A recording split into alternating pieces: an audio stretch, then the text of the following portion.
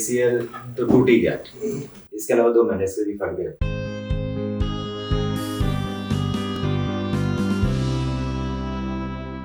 अब ये तकलीफ क्यों नहीं आ रही है आप दोनों को? क्योंकि आप में कार्टिलेज अच्छे हैं, ये कार्टिलेज गद्दी अच्छी है। जब बुढ़ापे में गद्दी घिसेगी तो वो ऐसी हो जाएगी, तो घिसेगी तो 100%। क्यों? इन दोनों के कनेक्शन हट गए जी पैर के। आपका बीच में टूटा, आपका नीचे उखड़ गया, पाँव ऐसे भाग गया। आज तकलीफ कम है क्योंकि अभी घिस ही रहा है, घिसा नहीं है पूरा। 1 महीना गाड़ी चलेगी तो टायर जो ना खराब हो जाएगा, तो कुछ तो घिसा ही है ना टायर। 5 साल बाद पूरा घिसेगा, तब बदलाने का टाइम आएगा। सो अभी घिसना चालू हो गया क्योंकि ये मूवमेंट आ गया। अब ये मूवमेंट आपको नॉर्मल चलते हुए नहीं आएगा, ये मूवमेंट तब आपको फील होगा जब लॉन्ग जंप करोगे, चेंज ऑफ डायरेक्शन करोगे। अब ये चीज क्या करेगी?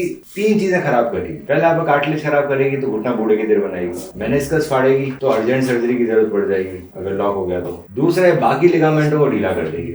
LCL, MCL, PCL तीनों ढीले हो जाएंगे। अगर हम 2 साल बाद सर्जरी कराते हैं तो जो मेनिस्कस खराब हो गए वो काट के निकालने पड़ेंगे। कार्टिलेज उखड़ गया तो उखड़ गया, उससे कुछ नहीं कर पाएंगे। और जो बाकी जो लिगामेंट ढीले हो गए वो भी ढीले पड़ जाएंगे।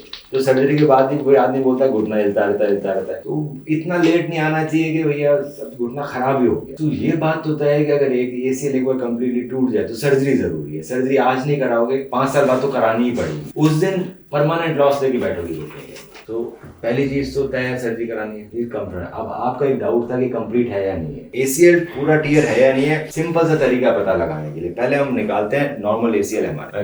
किसी को कंफ्यूजन है कि उसका ACL पूरा टूटा है नहीं टूटा है। ACL पूरा टूटा है या नहीं टूटा है, इसको पता लगाना बड़ा आसान है घर बैठे बैठे। आप खुद ही पढ़ सकते हो अपनी हमारी। कैसे पढ़ सकते हो? ये आपको नॉर्मल ACL हमारे दिख रहा है, ये ऊपर फीमर है, ये टिबिया है, ये पटेला, 3 बोन। ये ACL दिख रहा है काला काला, दिखा ऊपर से जुड़ा हुआ है, नीचे से जुड़ा हुआ है, और काला धागा दिख रहा है मोटा। अगर ये आपको इमेज ना दिखाई दे इतना मोटा काला धागे की, जो नीचे भी मोटी है, बीच हर बार बराबर मोटी है। दूसरा, अगर आप समझ के भी देखो ये धागा कर क्या रहा है। ये धागा आपके ये बना हुआ है धागा, तो नीचे हड्डी आगे नहीं जा रही। मतलब अगर ये मेरा धागा बना हुआ है तो मेरा जो टिबिया है वो आगे नहीं जा रहा। ये अगर टिबिया मेरा आगे चला जाए फीमर से, तो मतलब मेरा धागा टूट गया। धागा टूटेगा तभी आगे जाएगा, नहीं तो नहीं जाएगा। अब अगर मैं आपकी हमारे देखूं सर ये और मैं ये फीमर से लाइन नीचे डालूं तो देखो टिबिया आगे है पीछे, और यहाँ पे कैसी है। अगर ये नहीं टूटा होता तो ये आगे नहीं आती, नहीं रहती। ये टूटा है तो आगे आई है, तो इसको बोलते हैं एंटीरियर ट्रांसलेशन ऑफ टिबिया। ये अगर आपके MRI में है तो धागा टूट या धागा लंबा हो गया, इन दोनों ही केसों में काम नहीं कर, इसी से बार आगे भागेंगे। तो इसमें इतनी कंफ्यूज करने की बात नहीं है कि ग्रेड 3 है ग्रेड 2 है, साफ साफ दिख रहा है ग्रेड 3 है। स्टेप 1, आप अपनी MRI रिपोर्ट मुझे व्हाट्सएप करें। स्टेप 2, मैं आपकी MRI रिपोर्ट को डिटेल में स्टडी करके बताऊंगा कि क्या हम आपको बिना सर्जरी के ठीक कर सकते हैं या फिर हमें सर्जरी करने की जरूरत है, ACL इंटरनल ब्रेस सर्जरी, और आपके नी में ACL के अलावा और क्या क्या समस्याएं हैं और उसे हम कैसे ठीक कर सकते हैं।